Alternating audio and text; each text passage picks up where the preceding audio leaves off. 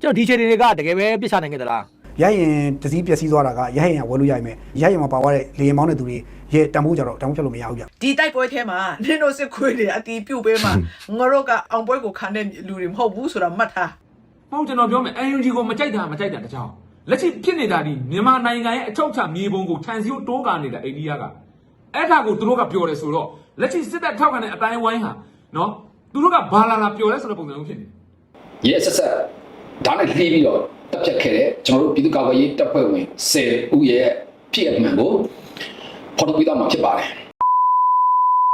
အားလုံးမင်္ဂလာပါကျွန်တော် channel လေးကနေပြန်လည်ပြီးကြိုဆိုလိုက်ပါတယ်ဒီကနေ့27ရက်နေ့တဲ့သတင်းထူးများအနေနဲ့ပေါ်မနှကောင်ကိုဆုံးမလိုက်တဲ့ကျွန်တော်တို့ဆီယမ်မတွေရဲ့ video file လေးရဲ့ကျွန်တော်ကိုစီးရဲ့သတင်းနဲ့တူပေါ့နော်နောက်ဆုံးတစ်ပုဒ်မှာတော့ရဲဝရှင်လေးရဲ့ဒီနေ့နောက်ဆုံးရသတင်းထူးလေးတွေကိုစူးစီးတင်ဆက်ပေးလိုက်ပါတယ်သတင်းထူးတွေဖြစ်ပြီးတော့မှကြည့်ရှုပြီးတော့ကျွန်တော်တို့တစ်ခုခုရစင်မှာဖြစ်တော့ကျွန်တော်တို့တူအဆုံးထိလိုက်ပါကြည့်ရှုဖို့တော့ကိုဖိတ်ခေါ်လိုက်ပါတယ်နောက်ဆုံးရှင်တော့ပေါ်မနှကောင်ဆုံးမတဲ့ video file လေးနဲ့စလိုက်အောင်ပေါ့နော်ဗမော်မျိုးစကား21တဲ့ကိုဆင်းသက်တဲ့ဒီရရင်3စီးအနက်နှစ်စင်းကိုစစ်သွေးကြွ KI ကပြစ်ခတ်နိုင်ခဲ့ပြီးတော့ဒဇင်းကသူတို့ပြတ်ကျသွားတယ်လို့ KI ဘက်ကတော့ပြောဆိုနေတာတွေ့ရပါတယ်ဒီချင်းနဲ့ပတ်သက်ပြီးတော့ကျွန်တော်တို့နိုဘူးကလည်းအခိုင်အမာပြောနေပါတယ်ဒီပြောဆိုမှုအပေါ်မှာဒီ NUG ရဲ့လက်ကင်တို့တွေပြီးရင်ကျွန်တော်တို့ပြည်ပလက်ကင်တို့မီဒီယာတွေကတော့ဝိုးဝေးစားဖော်ပြနေတာတွေ့ရပါတယ်အဲ့တော့ကျွန်တော်ဒီချင်းတွေကတကယ်ပဲပြစ်ချနိုင်ခဲ့သလားတကယ်ပဲသူတို့ပြောသလိုဟုတ်ခဲ့သလားဆိုတော့ကျွန်တော်တို့သိချာတော့မသိပါဘူးအဲ့တော့ဒီနိုဘူးအနေနဲ့တကယ်ပ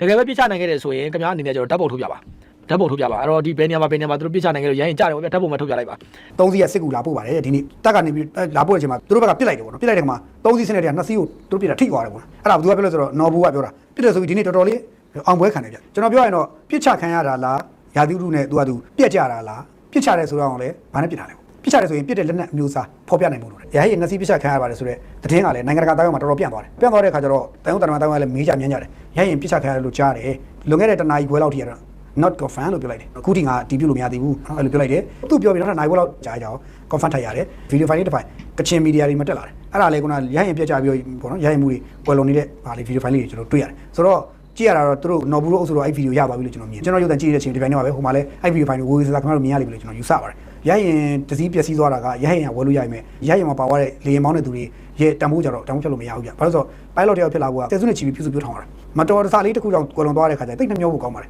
နှစ်စီးလို့ပြောရင်တစည်းပဲပြစ်ကြတယ်လို့ပြောတယ်တစည်းကတော့ဘာမှမဟုတ်ဘူ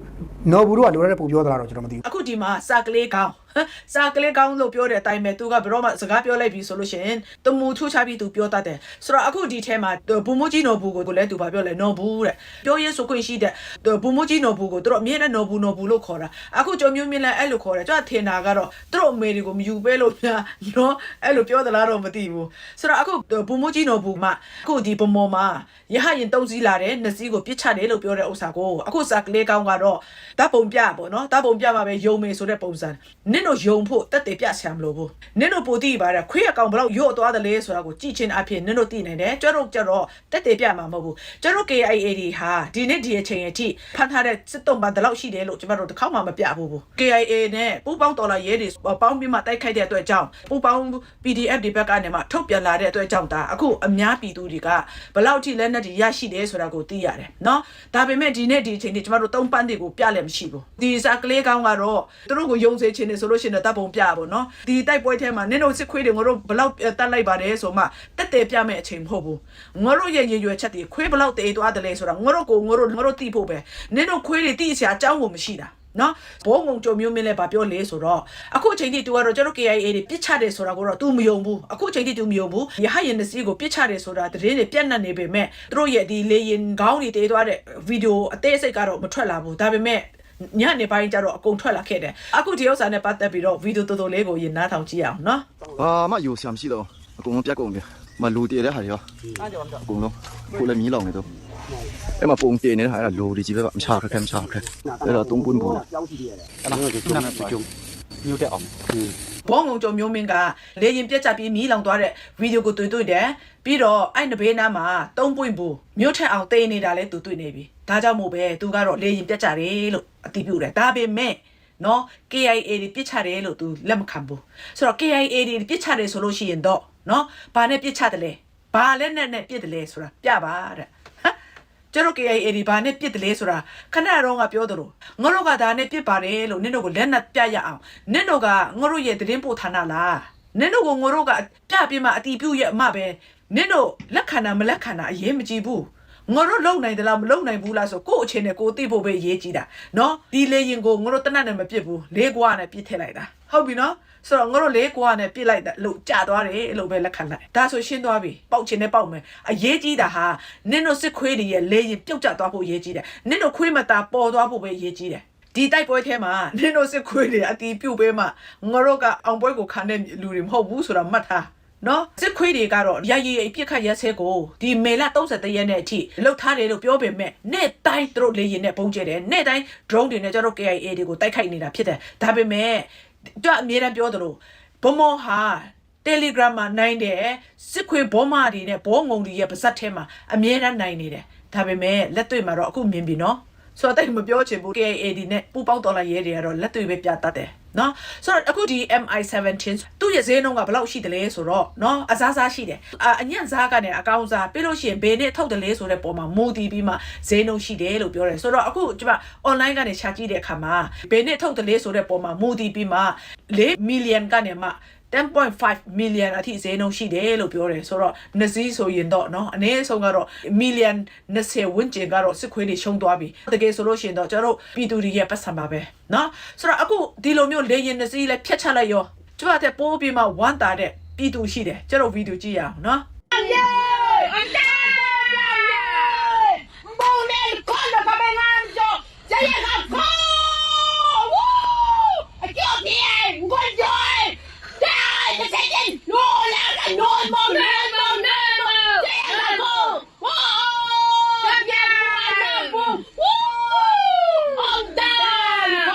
ခွေးတွေနင်တို့ငရို့ကိုဘလောက်အထိနှိမ့်ဆက်တာကိုပြည်သူတွေဘလောက်ခံပြင်းတယ်လဲဆိုတော့အခုလေရင်တစည်းပြတ်ကြတယ်လို့လဲသတင်းကြလိုက်ရောသူကဘလောက်အော်တယ်လဲအခုကျတော့အားလုံးမြင်ရတဲ့အတိုင်းပဲเนาะဆိုတော့အခုနင်တို့စစ်ခွေးတွေရဲ့လေရင်ပြုတ်ကျသွားတာမျိုးတွေနင်တို့စစ်ခွေးတွေတေသွားလို့ရှိရင်ကျတော့ပြည်သူတွေဒီလိုပြောတယ်အမြဲတမ်းငရို့တော်လာရဲတွေကိုဒါနင်တို့ကတပုံကြီးဆိုပြီးမှတတ်မှတ်ပေမဲ့ပြည်သူတွေကနင်တို့ကိုတပုံတရေ30ထက်တော့မှနင်တို့ကိုပို့ပြီးမှယွန်းရှာမုန်းတီးတယ်ဆိုတာအခုနင်တို့မြင်ပြီเนาะတိတ်မပြောချင်ဘူးကဲပါဒါကတော့ဘောမနှကောင်ဆုံးမလိုက်တဲ့ဆရာမနူမျိုးဗီဒီယိုဖိုင်ဖြစ်ပါတယ်ဆိုတော့အချက်လက်လေးတွေနဲ့ဆုံးမတော့အရင်မိုက်တာပေါ့နော်ကျွန်တော်ညီကမမများလည်းကြည့်ရှုပြီးတဲ့နောက်အားရချက်နဲ့မရှိမယ်လို့ကျွန်တော်ပြောနေပါတယ်ဒါဆိုရှင်နောက်တစ်ပုတ်အနေနဲ့ပေါ့နော်အိန္ဒိယသတင်းလေးကိုကြည့်လိုက်အောင်ဒီသတင်းလေးကတော့ကျွန်တော်တို့တော်လေးစိတ်နာဖို့ကောင်းတဲ့သတင်းလေးပြနော်အားကြောင့်အားလုံးနဲ့တက်ဆိုင်နေဆိုတဲ့အတွက်အဆုံးလေးပါကြည့်ရှုပေးပါခင်ဗျတမူးခင်ပကဖ10ဦးကိုအိန္ဒိယစစ်တပ်ကနေလာရောက်ခေါ်ဆောင်ပြီးတော့ပြစ်တက်လိုက်တဲ့ကိစ္စကိုအလုံးသိသိမှာပါနော်အဲ့ဒီကိစ္စအပါအဝင်လက်ရှိအိန္ဒိယကမြန်မာဘက်အချမ်းကိုခြံစည်းကိုတိုးခတ်နေတဲ့ကိစ္စအပါအဝင်အားလုံးပေါင်းအချက်5ချက်ကိုမြို့သားညီညွတ်ရေးအစိုးရ NUG ကအိန္ဒိယအစိုးရကိုတောင်းဆိုလိုက်ပါတယ်အချက်5ချက်တောင်းဆိုလိုက်တယ်အဲ့တော့အိန္ဒိယဟာဒီကိစ္စလုံးဝကိုမလွတ်တဲ့ကိစ္စဒါပေမဲ့အိန္ဒိယရဲ့တမိုင်းဟာရှိခဲ့တယ်တစ်ချိန်ရတဲ့ရခိုင်ခေါင်းဆောင်တွေကိုအစည်းအဝေးခေါ်မယ်ဆိုပြီးတော့သူတို့အိန္ဒိယတွေကိုခေါ်တယ်အကုန်လုံးကိုဖမ်းဆီးတပ်ပစ်ခဲ့တဲ့တမိုင်းရှိခဲ့တယ်နော်ဒီတမိုင်းတွေကကျွန်တော်တို့ကပျောက်ခဲ့တဲ့အရာတွေမဟုတ်ဘူးအခုလည်းပကဖ10ဦးကိုမြန်မာနိုင်ငံထဲမှာစခန်းချထားသူတို့နယ်ထဲမှာစခန်းဝင်ချထားတာမဟုတ်ဘူးမြန်မာနိုင်ငံပိုင်တဲ့ထဲမှာပဲစခန်းချထားတဲ့ပကဖ10ဦးကိုစစ်စင်းမြခေါ်စရာရှိတယ်ဆိုပြီးလာရောက်ခေါ်သွားတယ်သူတို့လာခေါ်လို့တစ်ဖက်ကလည်းအသာတကြီးလိုက်သွားတယ်ပြီးလည်းပြီးတော့အကုန်လုံးကိုပြစ်တက်လိုက်တယ်အဲ့တော့အိန္ဒိယရဲ့ရုပ်မှမှုကဒါတော်တော်ယွန်းစရာပါကစ္စတန်နဲ့တွေ့တဲ့အချိန်ကျတော့အလံပြူလေးထောင်ခဲ့တဲ့နော်ခွေးသားတွေကအခုကိုမြန်မာကိုနော်မြေနှိပ်ရလှန်ဆိုင်လာအနိုင်ဖြစ်တဲ့လုပ်ရအခုဒီကိစ္စနဲ့ပတ်သက်လို့မြို့သားညီညွတ်အစိုးရ NUG ကတော့အိန္ဒိယအစိုးရကိုအချက်5ချက်တောင်းဆိုလိုက်တာဖြစ်ပါတယ်အဲ့တော့ဒီကိစ္စကိုလည်းကျွန်တော်သတင်းကြီးဖတ်ပြပါမယ်နော်မြန်မာအိန္ဒိယနှစ်နိုင်ငံနယ်စပ်တွင်တမူးခင်ပြည်သူ့ကာကွယ်ရေးတပ်ဖွဲ့ပကဖရဲဘော်10ဦးတပ်ဖြတ်ခံရမှုကိုအမှုမှန်ပေါ်ပေါက်ရေးဆောင်ရွက်ပေးရန်စုံစမ်းစစ်ဆေးအရေးယူပေးရန်နှင့်နယ်စပ်ခြံစည်းရိုးတစ်ဖက်သက်ခတ်ခြင်းအားယာယီရပ်ဆိုင်းထားရန်အပါအဝင်အချက်5ချက်ကိုမြို့သားညီညွတ်ရေးအစိုးရ NUG ကအိန္ဒိယနိုင်ငံအစိုးရအားတောင်းဆိုလိုက်မေလ14ရက်နေ့ကတမူးမြို့နယ်နဲ့ထိစပ်နေတဲ့အိန္ဒိယမြန်မာနှစ်နိုင်ငံနယ်စပ်အနီးတနေရာတွင်တမူးခရိုင်ပြည်သူ့ကာကွယ်ရေးအဖွဲ့မှရဲဘော်များကိုအိန္ဒိယနိုင်ငံအာတန်ရိုင်ဖယ်တပ်ဖွဲ့များကပြစ်ခတ်တပ်ဖြတ်ခဲ့သည့်ဖြစ်စဉ်အတွက်ကနအူးမြေပြင်အခြေအနေကြားနာစစ်ဆေးမှုအစီရင်ခံစာတွေ့ရှိချက်များအရအိန္ဒိယအစိုးရတာဝန်ရှိသူများနှင့်တွေ့ဆုံ၍အမှုမှန်ပေါ်ပေါက်စေရေးညှိနှိုင်းဆောင်ရွက်လျက်ရှိသည်ဟု NUG နိုင်ငံရေးဝန်ကြီးဌာနကယမန်နေ့မေလ19ရက်နေ့ညတွင်သတင်းထုတ်ပြန်ခဲ့ပြီးနောက်ယနေ့ညတွင်အိန္ဒိယနိုင်ငံအစိုးရအားတောင်းဆိုချက်ထပ်မံထုတ်ပြန်ခြင်းဖြစ်တယ်။မှုမှန်ပေါ်ပေါက်ရေးဆောင်ရွက်ပေးရန်အိန္ဒိယကိုစန့်ကျင်တိုက်ခိုက်နေသူများမဟုတ်ဘူးတိရှိပါလျက်ရက်ဆက်စွာတပ်ဖြတ်ခြင်းပေါ်တာဝန်ယူမှုရှိစွာဖြင့်စုံစမ်းစစ်ဆေးအပြစ်ပေးအရေးယူဖြေရှင်းပေးရန်နစ်နာမှုများအတွက်တာဝန်ယူဆောင်ရွက်ပေးပြီးနစ်နာသူမိသားစုများအားနစ်နာခြင်းပေးဆောင်ရန်နောက်တွင်အလားတူကိစ္စများမဖြစ်စေရေးအတွက်စီမံဆောင်ရွက်ပေးရန်နှစ်နိုင်ငံနယ်ခြားစည်းညှိနှိုင်းမှုမပြည့်ပြတ်သေးသည့်ကာလတွင်တစ်ဖက်သက်ခြံစည်းရိုးခတ်ခြင်းအားယာယီရပ်ဆိုင်းထားခြင်းဖြင့်ယခုကဲ့သို့ဖြစ်စဉ်များအားရှောင်လွှဲရန်တောင်းဆိုထားတယ်။ တမူးခင်ကမန်ကြီးကျေးရွာအနီးမြန်မာအိန္ဒိယနှစ်နိုင်ငံနယ်စပ်မြန်မာဘက်ကအချမ်းမှာယာရီစခန်းရွှေ့ပြောင်းတာဝန်ထမ်းဆောင်နေတော့တမူးခင်ပြည်သူ့ကာကွယ်ရေးအဖွဲ့ပကဖရဲဘော်10ဦးဒီမေလ14ရက်နေ့၌စခန်းမှာပျောက်ဆုံးသွားပြီးနောက်အိန္ဒိယနိုင်ငံနယ်စပ်လုံခြုံရေးအဖွဲ့ဖြစ်သည့်တပ်ရင်းတိချန်ဒေခရိုင်မဏိပူရပြည်နယ်ကမေလ16ရက်တွင်ရုပ်အလောင်း10လောင်းအနေဖြင့်ညှိနှိုင်းတောင်းဆိုမှုလက်ခံရရှိခဲ့တယ်ဟုသိရတယ်။မြို့သားညီညွတ်ရေးအစိုးရတာဝန်ရှိသူအနေဖြင့်ဆိုပါရဲဘော်များပျောက်ဆုံးနေဟုသိရသည့်အချိန်မှစ၍စုံစမ်းစစ်ဆေးမှုပြုလုပ်ပြီးတရားဝင်သတင်းထုတ်ပြန်နိုင်ရေးနောက်ဆက်တွဲလုပ်ငန်းများဆောင်ရွက်ရေးတို့အတွက်အိန္ဒိယနိုင်ငံနှင့်ဆက်လျင်းသောကိစ္စများအားညှိနှိုင်းဆောင်ရွက်ရန်အထူးဖွဲ့စည်းထားသည့် Task for Fort India အနေဖြင့်ဆောင်ရွက်ခဲ့သည်ဟုထုတ်ပြန်သည်။မြေပြင်အခြေအနေစစ်ဆေးမှုများအစီရင်ခံစာတွေ့ရှိချက်များဆွေးနွေးတွေ့ရှိချက်များအရဖြစ်စဉ်အမှန်ဒီအိန္ဒိယနိုင်ငံမီဒီယာများမှထုတ်ပြန်ချက်များနှင့်ကွဲလွဲနေပြီးတမူးခင်ပြည်သူ့ကာကွယ်ရေးအဖွဲ့ပကဖရဲဘော်10ဦးမှအိန္ဒိယနိုင်ငံမြောက်ဘက်ခြမ်းတွင်ထိတ်တိုက်ရင်ဆိုင်တိုက်ပွဲဖြစ်ပွားကကြာဆုံးခြင်းမဟုတ်ဘဲယာယီစခန်းရွှေ့ပြောင်းမှုအားသတင်းကြိုတင်ပေးပို့ထားသည့်ဂျားမှပင်တိုင်ရင်တစ်ချန်ဒေခရိုင်မဏိပူရပြည်နယ်၏အကြောင်းပြချက်မခိုင်လုံစွာဖြင့်ဖမ်းဆီးခေါ်ဆောင်နှိပ်စက်တပ်ဖြတ်ခြင်းခံရသည်ဟုတုံးတက်တွေ့ရှိသည်ဟုဖော်ပြထားတယ်။ထို့ပြင်အလောင်းများပြန်လည်တောင်းခံရတွင်လည်းပကဖရဲဘော်များမှအိန္ဒိယနယ်နိမိတ်အတွင်းဝင်ရောက်ကစတင်တိုက်ခိုက်ခဲ့သောကြောင့်နှိမ်နင်းခြင်းခံရကြောင်းနောက်နယ်နိမိတ်ခြံစည်းရိုးခတ်မှုအားမကန့်ကွက်ရန်သဘောတူပါကြောင်းစတဲ့အချက်များအားမြန်မာဘက်မှလာရောက်သည့်တာဝန်ခံများအားခေါ်ယူထားကဖိအားပေးလက်မှတ်ထိုးစေပြီးမှလွှဲပြောင်းပေးကြောင်း IUG ကအသိပေးသည် IUG အစိုးရအနေဖြင့်ယခုဖြစ်ပွားမှုဒီအိန္ဒိယနိုင်ငံအစိုးရ၏မူဝါဒသဘောထားရည်တည်ချက်တစုံတရာကိုကိုစားပြုခြင်းမဟုတ်ဘူးယုံကြည်ထားကြောင်းဖော်ပြထားတယ်။မိမိတို့နေဖြင့်အိန္ဒိယနှစ်နိုင်ငံကြားစစ်တပ်ရေးကိုအရှင်ရှေးရှုလျက်နယ်စပ်ဒေသကိစ္စရပ်များတွင်အသက်နိုင်ဆုံးပူးပေါင်းဆောင်ရွက်သွားမည်ဖြစ်ပြီးယခုထုတ်ပြန်ချက်မှာမြန်မာပြည်သူများ၏ဆန္ဒသဘောထားလည်းဖြစ်တဲ့အိန္ဒိယအစိုးရအနေဖြင့်အလေးထားဆောင်ရွက်မည်ဟုယုံကြည်ကြောင်းအသိပေးထားတယ်။အမှုမှန်မပေါ်ပေါက်ခဲ့ပါကဖြစ်ပေါ်လာမည့်ကိစ္စများတွင်မိမိတို့အနေဖြင့်ကင်တွယ်ဖြေရှင်းရန်ခက်ခဲမည်ဖြစ်ကြောင်းအထူးမေတ္တာရပ်ခံတောင်းဆိုထားတယ်ဟုလည်းဆိုတယ်။ယခုဖြစ်စဉ်ပေါ်အိန္ဒိယနိုင်ငံ Eastern Command India Army ကမေလ15ရက်နေ့ထုတ်ပြန်ရတွင်အိန္ဒိယမြန်မာနယ်စပ်နားကချန်ဒက်ခရိုင်ခန်တိုင်တာဆဲဒေတာမကစံတဲရွာအနီးတွင်လက်နက်ကိုင်အင်အားများလှုပ်ရှားနေကြောင်းတိကျသောထောက်လှမ်းရေးသတင်းများအခြေပြုပြီးအာတန်ရိုင်ဖယ်နယ်စားချက်ဆောက်ယူနစ်များကမေလ14ရက်တွင်စစ်စင်ရေးတစ်ခုပြုလုပ်ခဲ့သည်ထိုစစ်စင်ရေးတွင်လက်နက်ကိုင်များထပ်မှပြစ်ခတ်သည်ကိုခံရသောကြောင့်အာတန်ရိုင်ဖယ်တပ်ဖွဲ့ဝင်များကတတ်မှတ်ထားတဲ့စံနှုန်းများနှင့်အညီမြန်ဆန်တုံ့ပြန်ခဲ့ရလက်နက်ကိုင်10ဦးကိုလည်းရှင်းလင်းခဲ့ပြီးလက်နက်နဲ့ခဲယမ်းမိတောက်တွေကိုလည်းတင်ဆက်ရရှိခဲ့တယ်လို့ဖော်ပြထားတယ်။မြေပြင်အခြေအနေမှာရင်းနှီးတော့မဟုတ်ကြောင်းပြည်ဆုံးခဲ့သည့်ရဲဘော်များ၏ရုပ်လောင်းများတွေ့ရှိခဲ့သည့်ကာကွယ်ရေးရဲဘော်တို့ကပြောတယ်။ရက်ဆက်တဲ့အစုလိုက်ပြုံးနဲ့တပ်ဖြတ်မှုကတယောက်ချင်းတပ်ခံထားရတာဟုတမူးမြို့နယ်မှာကာကွယ်ရေးရဲဘော်တို့ကပြောတယ်။ထို့ပြင်မြန်မာပြည်သူလူထုနှင့်အိန္ဒိယနိုင်ငံတို့ရှိမြန်မာနိုင်ငံများအနေဖြင့်တမူးခရိုင်ပြည်သူ့ကာကွယ်ရေးပကဖရဲဘော်များတပ်ဖြတ်ခံရမှုနှင့်ပတ်သက်၍မြို့သားညီညွတ်ရေးအစိုးရအနေဖြင့်သက်ဆိုင်ရာအိန္ဒိယအစိုးရနှင့်ပူးပေါင်းဆောင်ရွက်နေမှုအားသိရှိနားလည်ယုံကြည်ကအချမ်းမလိုလားအပ်သောနှစ်နိုင်ငံချစ်ကြည်ရေးကိုထိခိုက်စေမယ့်ကိစ္စများအထူးသဖြင့်နယ်စပ်ဒေသတော်လှန်ရေးများအနေဖြင့်နိုင်ငံကြီးသားမပီတာသည့်မြည်သည့်ဆောင်ရွက်ချက်များကိုမျှမပြုလုပ်ရနှင့်မြန်မာအိန္ဒိယနှစ်နိုင်ငံနယ်စပ်ဒေသအတွင်းမူရစ်စေဝါတရားမဝင်ရောင်းဝယ်တည်ဆောက်မှုထိန်းချုပ်ရေးအပါအဝင်တရားဥပဒေစိုးမိုးရေးကိစ္စများကိုသက်ဆိုင်ရာအဖွဲ့အစည်းများနှင့်အစဉ်ပူးပေါင်းဆောင်ရွက်ကြရန်မြစ်တာရက်ခံထားတယ်လက်ရှိတွင်အိန္ဒိယအစိုးရနယ်စပ်ခြံစည်းရိုးကာနေပြီးမြန်မာနိုင်ငံဘက်တို့တိုးကနေပြီးတမူးခရိုင်မှာပြည်သူ့ကာကွယ်ရေးရဲဘော်များကကန့်ကွက်တားဆီးမှုများရှိခဲ့သည်ထိုအခြေအနေ၌ပြည်သူ့ကာကွယ်ရေးရဲဘော်များအတက်ပြတ်သည့်လုပ်ရသည့်တရားလွန်ကြောင်းတမူးဒေသတို့ကပြောတယ်တော်လှန်ရေးရဲဘော်တွေကိုအိန္ဒိယအနေနဲ့မြန်မာနယ်ထဲဝင်တက်ပြတ်တာဟာနယ်ချက်စစ်မျိုးကိုရှို့လိုက်တာလားပါကစ္စတန်နယ်စပ်မှာလို့ရန်လိုနယ်ချက်ရုံတက်ပဲလားတည်င်းမဖုံးဖို့လိုပြီးဟုတော်လှန်ရေးအင်အားစုဝင်တို့ကလူမှုကွန်ရက်မှာရေးသားထားတယ်အဆိုပါမှုကိုစစ်ဆေးပြီးပွင့်လင်းမြင်သာမှုရှိစွာထုတ်ပြန်ပေးရန်တမူးမြို့နယ်မှာပြည်သူ့ကာကွယ်ရေးရဲဘော်များကလည်းတောင်းဆိုထားတယ်ဒါကတော့လက်ရှိအိန္ဒိယကတမူးခရိုင်မှာခြံစည်းရိုးကားနေတဲ့အိန္ဒိယကအဲ့ခြံစည်းရိုးကားတာကိုမြန်မာထုံးစံတိုင်းပေါ့ဗျာတရုတ်လုံးကလည်းဒီလိုပဲတိုးကာခဲ့တာပဲတရုတ်လုံးကဒီပြည်သူအစိုးရလက်ထက်ခစ်ဖြစ်တဲ့အတွက်ဒေါန်ဆန်းစုကြည်ဦးဆောင်တဲ့ NLD အစိုးရဟာတရားဝင်ကဘာတိကန့်ကွက်ခဲ့တဲ့အတွက်တရုတ်နိုင်ငံဟာအဲ့ဒီခြံစည်းရိုးကာမှုကိုနောက်ပြန်ဆုတ်ခဲ့ရတယ်နော်အခုအိန္ဒိယလည်းဒီလိုပဲအဲ့တော့ကျွန်တော်တို့တည်ထားမှာကျွန်တော်တို့နိုင်ငံမှာရှိတဲ့အိန္ဒိနာချင်းတွေကတကောင်မှစောက်ပြစ်မကောင်းတဲ့ကောင်လေးပဲကောင်လုံးနော်ဒီမြန်မာမြေကနေနည်းနည်းဖဲ့မဲ့အကောင်မျိုးကြီးပဲကောင်လုံးနော်အကောင်လုံးဘင်္ဂလားဒေ့ရှ်နော်အိန္ဒိယတရုတ်ထိုင်းစသဖြင့်မြန်မာအပေါ်ကိုစေတနာဖြူစင်စွာနဲ့ဆက်ဆက်တဲ့နိုင်ငံဗဏ္ဍနိုင်ငံရှိတယ်အဲ့ဒီမြန်မာနဲ့ထိစပ်နေတဲ့နိုင်ငံတွေထဲမှာဟုတ်တယ်မလားဘင်္ဂလားဒေ့ရှ်အိန္ဒိယတရုတ်နော်ထိုင်းလာအိုကနည်းနည်းထိတာပေါ့ဆိုတော့အဲ့ဒီစသဖြင့်အများဆုံးထိနေတဲ့နိုင်ငံတွေထဲမှာမြန်မာပေါ်ကိုစေတနာဖြူစင်တဲ့ဗဏ္ဍနိုင်ငံရှိတယ်ပြန်ကြည့်ပါအဲ့တော့လက်ရှိအိန္ဒိယရဲ့လုပ်ရကအင်မတန်စုပ်ပဲ့တဲ့လုပ်ရနော်ဒီပါကစ္စတန်နဲ့မတန်တဲ့ကောင်မျိုးတွေပါကစ္စတန်ဝင်ကြိတ်တဲ့အချိန်ကျတော့အလံပြူထောင်ပြီးတော့ကွေးပြေးပြေးရတယ်နေဆက်မှာနော်အဲ့တော့ပါကစ္စတန်ပုံစံမျိုးပြန်လဲတုတ်ပြန်နိုင်မှအိန္ဒိယတောင်ကြမဲ့ကောင်မျိုးတွေအခုလက်ရှိတမူးခိုင်မှာဖြစ်တဲ့ပြဿနာကသူတို့နယ်စပ်ခြံစည်းရိုးကာတဲ့အတွက်ဒီဘက်ကပကဖတွေကန့်ကွက်တယ် နော်အဲ့ဒီအတွက်ပကဖတွေလာခေါ်ပြီးဖမ်းပြီးတပ်လိုက်တယ်ပြဿနာဒါပဲအခုဒီကိစ္စကို NUG အစိုးရကတရားဝင်နော်ကန့်ကွက်ထားတယ်တောင်းဆိုထားတယ်ဒါအောင် NUG ဘက်ကဘယ်လိုတုံ့ပြန်မလဲလို့ပြောမတတ်သေးဘူးနော်အဲ့တော့ဒီကိစ္စနဲ့ပတ်သက်ပြီးတော့စစ်တပ်ထောက်ခံတဲ့ဘောမတွေကဘာပြောဆိုတော့သူတို့တွေအားရတယ်မဟုတ်ကျွန်တော်ပြောမယ် NUG ကိုမကြိုက်တာတကြောင်လက်ရှိဖြစ်နေတာဒီမြန်မာနိုင်ငံရဲ့အချုပ်အခြာမြေပုံကိုခြံစည်းကိုတိုးကာနေတာအိန္ဒိယက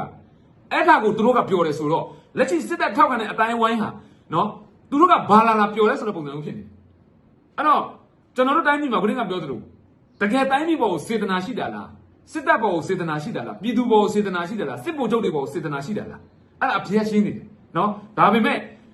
ဒီတော်လှန်ရေးဟာအားလုံးနဲ့တည်ပြီးဖြစ်ပါတယ်နော်ကျွန်တော်တို့မှာမျက်နှာငယ်စရာကြီးပဲထိုင်းနယ်စပ်တောက်လျှောက်အခုလက်ရှိထိုင်းနယ်စပ်မှာရှိတဲ့စခန်းတွေကိုတော်လှန်အင်အားစုတွေဘက်ကတိမ့်နိုင်တဲ့အတွက်ဒါတမျိုးတစ်ဖုံအတန်ထွက်လာတာအဲ့တော့မတိမ့်နိုင်ကြည့်ပါလားကျွန်တော်ဘယ်လိုခံခဲ့ရလဲအရှိမဒါကြောင့်မို့လို့ကျွန်တော်တို့တော်လှန်ရေးရနိုင်အောင်လာတိုက်ကြမယ်ကျွန်တော်တို့အနေအထားတစ်ခုကိုရောက်တဲ့နေ့နေပြည်တော်မှာ PDF တွေရုံးတွားဆိုင်နိုင်တဲ့နေ့ကြီးအဲ့ဒီအိန္ဒိယတို့အာဆီယံတို့ချက်ချင်းရောက်လာနိုင်တယ်အဲ့ဒါအဖြစ်ပဲအဲ့တော့ကျွန်တော်တို့ကအရင်လုံနိုင်အောင်လုပ်ပြမယ်လုပ်ပြပြီးကျွန်တော်တို့ကိုလှုပ်ထားတဲ့အကောင်တွေကိုကျွန်တော်တို့ဘယ်လိုပုံစံပြန်ဆက်ဆံမလဲအဲ့ဒါအရေးကြီးဆုံးဖြစ်တယ်နော်ကျွန်တော်တို့ကအခြားနိုင်ငံမှာပြောနေ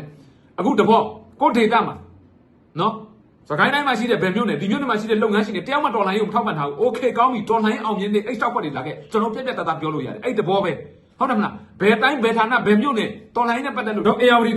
တိုင်းမှာတကယ်တော်လှန်ရေးကိုထောက်ပံ့ထားတာဘယ်လောက်ရှိတယ်အေးတော်လှန်ရေး ARD တိုင်းနဲ့ဝင်တဲ့အချိန်ကျရင်အဲ့ဒါလိုလာပြီးတော့လာကြည့်ပြက်ပြက်သားသားကင်တွယ်လို့ရတယ်အဲ့ဒါအဖြေပဲဒါကြောင့်မလို့နိုင်ငံတကာအနေနဲ့လည်းကျွန်တော်တို့ကပြက်ပြက်သားသားကင်တွယ်ဖို့အတွက်ကျွန်တော်တို့အနေသားတစ်ခုရောက်ဖို့တော့လိုအပ်တယ်အဲ့လိုမဟုတ်ရင်ကျွန်တော်တို့ကကိုတင်ကပြောလို့နိုင်ငံတကာအနိုင်ကျင့်မှုကိုခံရမှာပဲမြင်နေရလှန်ဆိုင်ခြင်းနဲ့လောကကြီးမှာဒါမထူးဆန်းဘူးဒါကြောင့်မလို့ကျွန်တော်တို့စီးလုံးညီညွတ်စွာနဲ့နယ်မြေတွေပိုင်ဆိုင်အောင်လို့တိုက်နိုင်ဖို့အရေးကြီးတယ်ကျွန်တော်တို့အနေသားတစ်ခုရောက်လာရင်အဲ့ဒီလူတွေကျွန်တော်တို့ရှေ့ရောက်လာနိုင်မယ်ကဲပါဒါကတော့ကိုစီရဲ့တရေမျိုးဖြစ်ပါတယ်ပြောတဲ့အရာလေးအရင်ကတိတ်ပဲရှိပါနော်အဲဒါကြောင့်ဒီလိုမျိုးဗီဒီယိုကောင်းလေးတွေကိုတခြားလူနဲ့ရအောင်လို့လည်းပြန်လဲ sharing လုပ်ပေးရှင်ပေးပေါ့နော်ကိုကြည့်ပေးကြပါလို့ကျွန်တော်မြတ်တဲ့ရက်ခတ်ပါတယ်ကျွန်တော်တို့တော်လိုင်းရေးပတ်တော်သားတွေရဗျာနော်ကိုနိုင်ငံတွေကိုတိုင်းတစ်ပါးကျူးကျော်ပြီးဆိုတာနဲ့ပဲနော်စစ်ခွေးအုပ်ချုပ်တဲ့နေမျိုးပဲဖြစ်ဖြစ်ကျွန်တော်တို့ကနားတက်တယ်ဗျဒါပေမဲ့အဲ့ရဘောမတွေကမတူဘူးဗျနော်ကျွန်တော်တို့တော်လိုင်းတက်ဖွဲ့တွေတော်လိုင်းရေးအင်အားစုတွေအုပ်ချုပ်တဲ့အစိုးမိုးတဲ့နေရာတွေမှာတခုခုဖြစ်လို့ရှိရင်ဒီကောင်တွေအရန်ကိုပျော့နေတယ်နော်အဲ့ဒါကြောင့်အဲ့ဒါကြည့်ချင်းအပြင်ဒီကောင်တွေက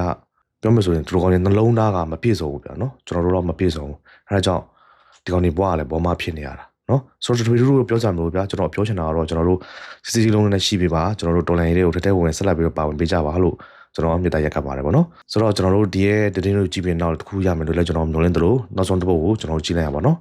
ဒါလည်းကျွန်တော်တို့ရဲဘော်တွေဗောနော်ရဲဆက်တက်ခိုင်းရတဲ့အကြောင်းကိုရှင်းပြသွားဖြစ်ပါတယ်ဆိုတော့အရင်ကတိတ်ပဲရှိတဲ့ဗီဒီယိုဖိုင်လေးပါနော်ကျွန်တော်တို့အားလုံးကြည့်တင်လို့အဆုံးထိလိုက်ပါကြည့်ရှုပါဦးဗျာ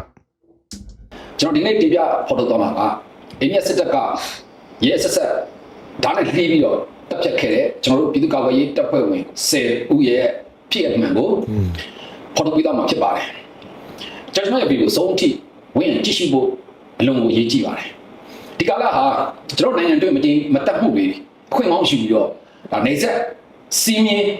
ကျွန်တော်တို့ဒါနေဆက်ဒါချန်စီယိုဒါကျွန်တော်တို့နိုင်ငံအတွင်းနဲ့ကိုကြော်ပြီးတော့ခတ်တဲ့သတင်းတွေကိုလည်းကျွန်တော်တို့ဒါတပ်ပုံမှတ်တမ်းနေတယ်ကွာတွေ့ရှိခဲ့ပြီးဖြစ်တယ်။ဆိုတော့နေဆက်ချန်စီယိုအထိကြော်ပြီးတော့ကျွန်တော်တို့မြန်မာနိုင်ငံပိုင်နက်ကိုချန်စီယိုခတ်ယုံနဲ့မချေနဲ့သေးပဲနဲ့ကျွန်တော်ပြည်သူ့ကာကွယ်ရေးတပ်ဖွဲ့ဝင်ပကပ10ဦးကိုရဲဆက်တပ်ဖြတ်ပြီးတော့အလောင်းပြန်ယူဖို့အကြောင်းကြားလာတယ်ဆိုတော့ဖြစ်ရက်ကျွန်တော်တို့အိန္ဒိယမြန်မာနေဆက်မှာဖြစ်ပွားခဲ့တယ်ဒီဖြစ်ရက်နဲ့ပတ်သက်ပြီးတော့ကျွန်တော်တို့သတင်းအမျိုးစုံထွက်ပေါ်နေတယ်ကျွန်တော်ပြီးခဲ့တဲ့ပိုင်းမှာလည်းပဲဒီသတင်းနဲ့ပတ်သက်ပြီးကျွန်တော်မိဘတွေကိုတင်ပြခဲ့ပြီးဖြစ်တယ်ဒီသတင်းကိုတော့ကျွန်တော်တို့မှန်ကန်စွာဒါထုတ်ဖော်ဖို့ပြီးတော့ဒီသတင်းနဲ့ပတ်သက်ပြီးတော့ကျွန်တော်တို့ဒါအိန္ဒိယစစ်တပ်အနေနဲ့လည်းတာဝန်ယူမှုတာဝန်ခံမှုအပြည့်အဝရှိဖို့ကျွန်တော်တို့ပြည်သူတစ်ရက်လုံးမှာတာဝန်ရှိပါတယ်ဟုတ်ပြီကျွန်တော်ဖြစ်စဉ်အသေးစိတ်ကိုကျွန်တော်တင်ပြပါမယ်အိန္ဒိယစစ်တပ်ဟာသူတို့ကားနဲ့တမူးခရိုင်ပကပ10ဦးစလုံးရဲ့ရုပ်အလောင်းကိုလာပို့ခဲ့တာပါအဲ့ဒီဓာတ်ပုံမှတ်တမ်းအဲ့ဒီအိန္ဒိယစစ်တပ်ပိုင်ကားကျွန်တော်တို့ရှိမှာတက်တည်ရှိတယ်ပြီးတော့အဲ့ဒီမှာတက်ခံလိုက်ရတယ်တမူးခရိုင်ပကပရဲဘော်တွေရဲ့ခန္ဓာကိုယ်မှာဓာတ်တန်ရာဘလဘွားနဲ့ရဲဆက်ဓာတ်နဲ့လီဓာတ်နဲ့ခုတ်ဓာတ်နဲ့မွန်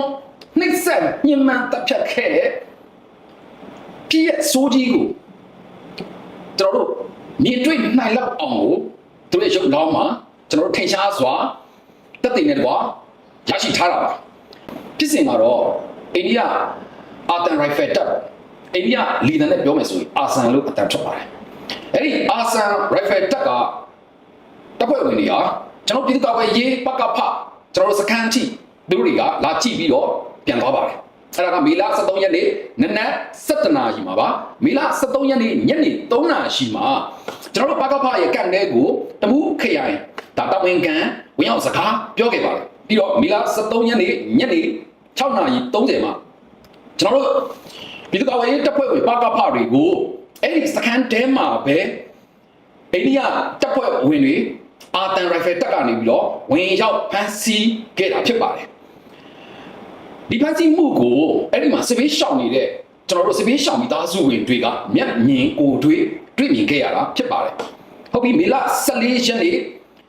ဒါနနက်9:00 နာရီနဲ့10:00 နာရီဝန်းကျင်မှာရိတ်ခါသွားပို့တဲ့အချိန်မှာအဲ့ဒီစခန်းမှာဒါကျွန်တော်တို့စခန်းမှာပေါ့ဗျာဘယ်သူမှမတွေ့ရတော့ဘူးပြီးတော့အဲ့ဒီမှာရိတ်ခါသွားပို့တဲ့ကျွန်တော်တို့ဒါမိသားစုဝင်တွေပေါ့ဗျာမိသားစုဝင်တွေကလည်းကျွန်တော်တို့ကိုပြန်လည်ပြီးတော့သတင်းပေးပို့ထားတာဖြစ်ပါတယ်မေလ15ရက်နေ့ညနေမှာကျွန်တော်တို့ဒါအိန္ဒိယတပ်ဖွဲ့ဝင်တွေဖြစ်တဲ့အာတန်ရိုင်ဖယ်တာဝန်ခံ OCC ကိုတွားပြီးတော့ကျွန်တော်တပ်ဖွဲ့ဝင်တွေပျောက်ဆုံးနေတဲ့အကြောင်းကို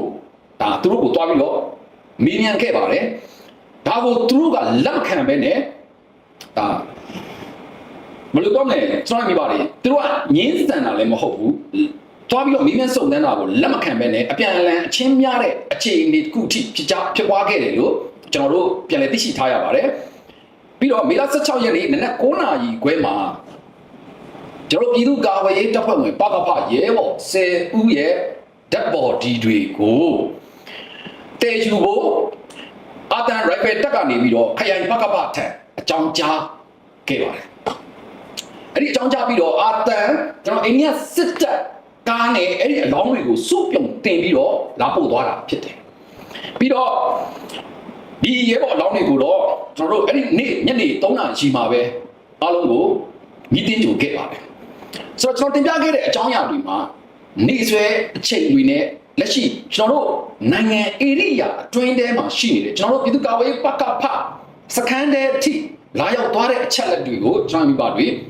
တွေ့မြင်ရမှာဖြစ်တယ်ဒါဆိုရင်နေဆက်ဖြတ်ကျော်မှုပြိပခါကြောင့်လားမဟုတ်ဘူးကျွန်တော်နောက်တစ်ခုကျွန်တော်ပြည်သူ့ကာကွယ်ရေးတပ်ဖွဲ့ဝင်တွေဟာလက်နက်နဲ့တကွအိန္ဒိယနိုင်ငံတဲကိုနေမြေကျွံသွားလို့မှားယွင်းစွာပြစ်ခတ်မှုမဟုတ်ပါကျွန်တော်တို့နိုင်ငံရဲ့နေသက်စီးတွေမှာဒါမှမဟုတ်လုပ်ငန်းမျိုးစုံဒါမှမဟုတ်သူလုတ်ကင်နေကြတယ်ဆိုတာကိုကျွန်တော်တို့အမြင်နဲ့တွေ့ရပါတယ်ဒါကမြန်မာနိုင်ငံနဲ့အိန္ဒိယနိုင်ငံမှာလည်းမဟုတ်ဘူးကျွန်တော်တို့ဒါထိုင်းနဲ့မြန်မာနယ်စပ်မှာလည်းဒီလိုမျိုးဖြစ်စဉ်တွေရှိတယ်ပြီးတော့တရုတ်နဲ့မြန်မာနယ်စပ်တွေမှာလည်းရှိတယ်ပြီးတော့အခြားသောကမ္ဘာနိုင်ငံရဲ့နယ်စပ်စီးမြင်တွေမှာအခုလိုမျိုးကျွန်တော်တို့ဒါမှမဟုတ်လုပ်ငန်းတွေကိုလုတ်ကင်နေတဲ့ဒါဂိုင်းတွေကန်စတာတွေတပုံလိုမျိုးကောင်တွေအများကြီးရှိတယ်ဒါကိုလည်းကျွန်တော်မြင်ပါပြီဒါသတင်းရရမှာလည်းတွေ့ရမှာဖြစ်တယ်အခုဖြစ်စဉ်ကကျွန်တော်တို့နိုင်ငံဧရိယာအတွင်းထဲကြီးအဲ့ဒီအိန္ဒိယတပ်ဖွဲ့ဝင်တွေဖြစ်တဲ့အာတန်ရိုင်ဖယ်အဖွဲ့ကကျွန်တော်ပြည်သူ့ကာကွယ်ရေးတပ်ဖွဲ့ဝင်တွေကိုဝင်ရောက်ဖမ်းဆီးသွားတာပြီးတော့ခေါ်ဆောင်သွားတာပြီးတော့သူတို့တွေရဲရဲဆက်ဆက်ဓာတ်နဲ့မောဓာတ်နဲ့ခုတ်ဓာတ်နဲ့ပိုင်းပြီးတော့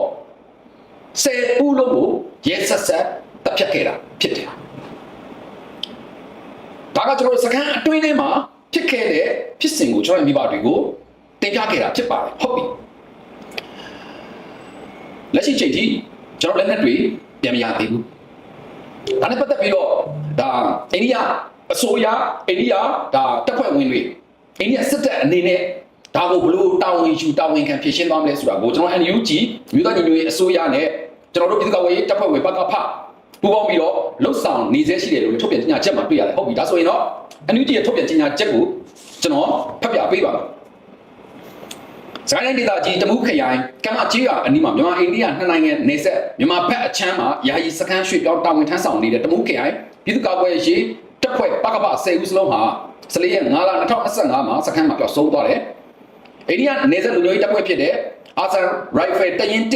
ချန်တေခရိုင်မဏိပူပြည်နယ်ထံမှာ16ရက်နေ့5လ2025နှစ်မှာရုပ်လောင်း10လောင်းအနေဖြင့်ညှိနှိုင်းတောင်းဆိုလက်ခံရရှိတယ်။မြို့သားညီညွတ်ရေးဆွဲတောင်းရှိများအနေနဲ့ပျောက်ဆုံးသွားတဲ့ဒါသိရတဲ့အချိန်မှာပဲကာကြီး24နာရီအတွင်းပျောက်ဆုံးတိတ်ဆုံးမှုဟာအတည်ပြုရယူခြင်းနဲ့ပျောက်ဆုံးသူ မြင်းဆောင်ရုပ်အလောင်းပြန်လည်ရရှိရေးခါခွေ9ရက်တွင်စုံစမ်းစစ်ဆေးမှုမှာပြုလုပ်ပြီးတရားဝင်ထုတ်ပြန်နိုင်ရေးကငယ်နောက်ဆက်တွဲလုပ်ငန်းများဆောင်ရွက်ရေးလုပ်ငန်းများကိုအိန္ဒိယနိုင်ငံနဲ့ဆက်လင်းပြီးတော့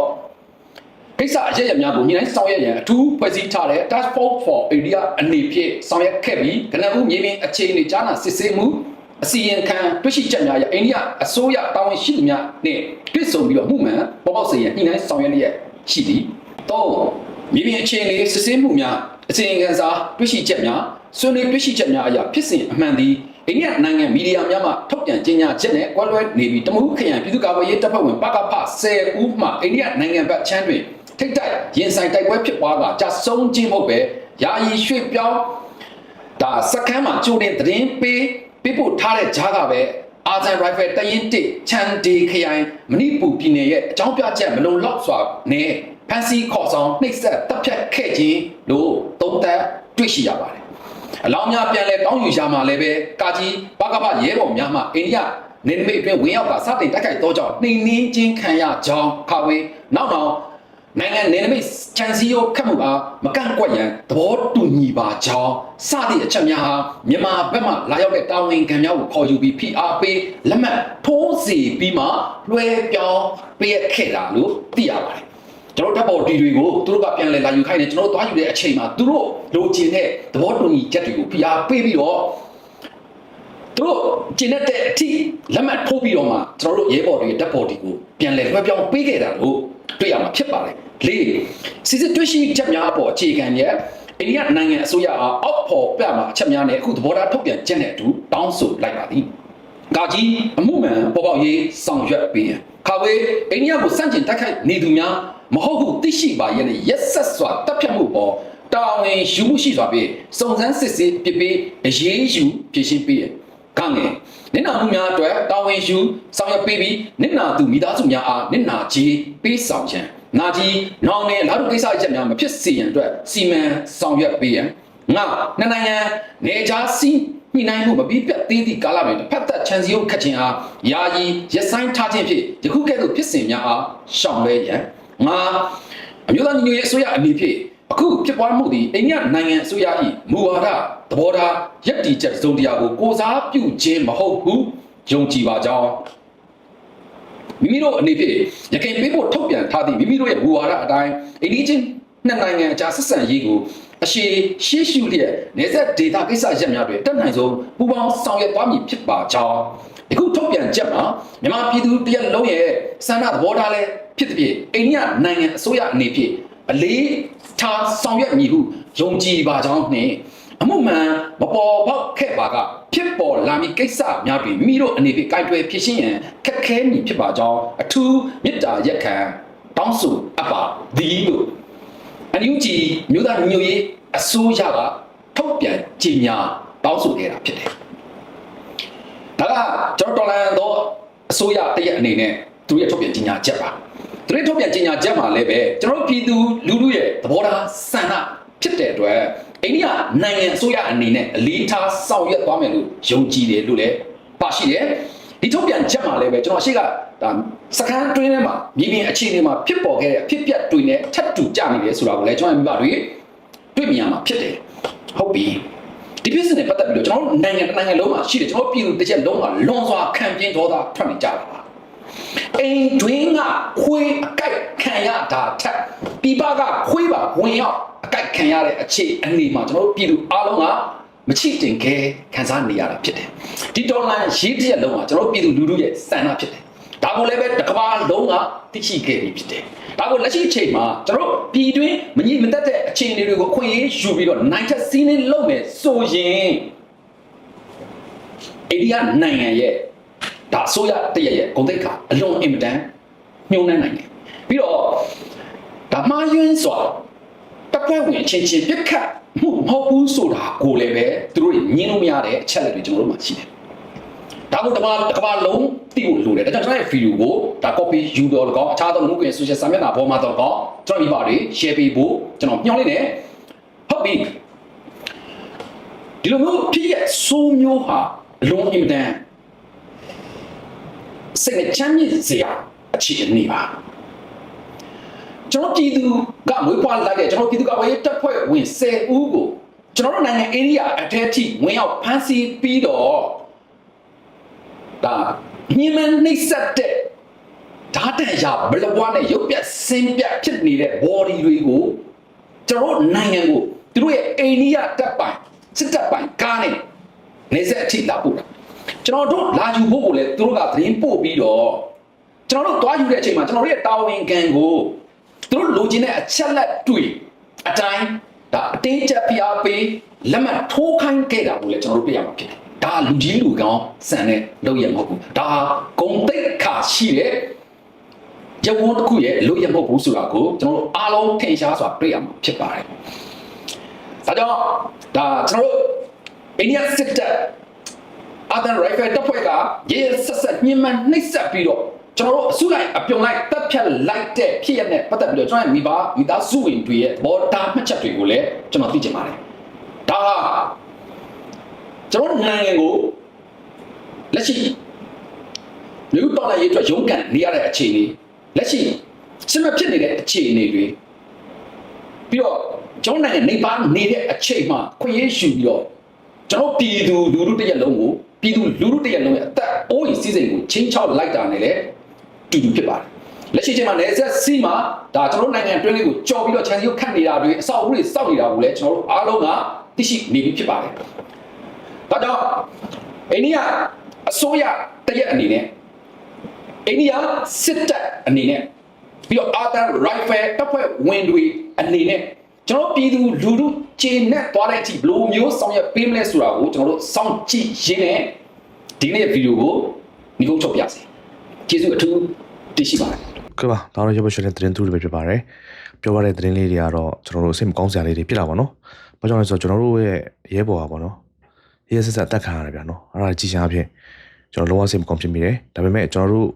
ခုချိန်မှာပေါ့နော်ကျွန်တော်တို့ကအသက်ရှိကြံရင့်နေတဲ့ဆိုတဲ့အတွက်ကျွန်တော်ဒီတောင်းဝင်နေမပြီးဆုံးဘူးဆိုတဲ့အတွက်ပေါ့နော်ကျွန်တော်တို့ဆက်လက်ပြီးတော့မှထမ်းဆောင်ဖို့အတွက်လိုအပ်ပါတယ်ဆိုတော့ပြည်သူလူထုများအနေနဲ့လည်းပေါ့နော်အဲ့လိုကျွန်တော်ရဲဘော်တွေကနေပေါ့ရှင်းနေမရက်တည်ပြီးတော့မှပေါ့နော်အတက်ပေးဆက်ပြီးတော့မှရက်တည်ပေးနေတာဖြစ်တဲ့အတွက်ကျွန်တော်တို့နောက်ကနေတော့ဘာကြောင့်မကူညီနေရမှလဲဗျာနော်အဲဒါကြောင့်အုတ်တစ်ချက်မဖွင့်နိုင်တော့မှတဲတပွင့်ဖြစ်ရှိနေပြီပါကျွန်တော်တော်လိုင်းတဲ့ကိုလည်းဆက်လက်ပြီးတော့တက်ဝင်ပါဝင်ပြကြပါလို့ကျွန်တော်ဒီကနေမှပြောရင်းနေပေါ့နော်ကျွန်တော်ဗီဒီယိုလေးတွေတော့ပဲအဆုံးသတ်ပါတယ်ဆုံးတဲ့ပါချူပြီးတဲ့ဒီကောင်မရောက်ရှိစေတဲ့အထူးဖြင့်ကျေးဇူးတင်ရှိပါခင်ဗျာကျွန်တော်တို့တော်လိုင်းညီကောင်မများအားလုံးဆက်ဆက်အဆင်ပါစေလို့ကျွန်တော်ဆုတောင်းပေးလိုက်ပါတယ်တော်လေးကြမှာပြန်နေကြမယ်ကျမရေကျူးစကြပါခင်ဗျာ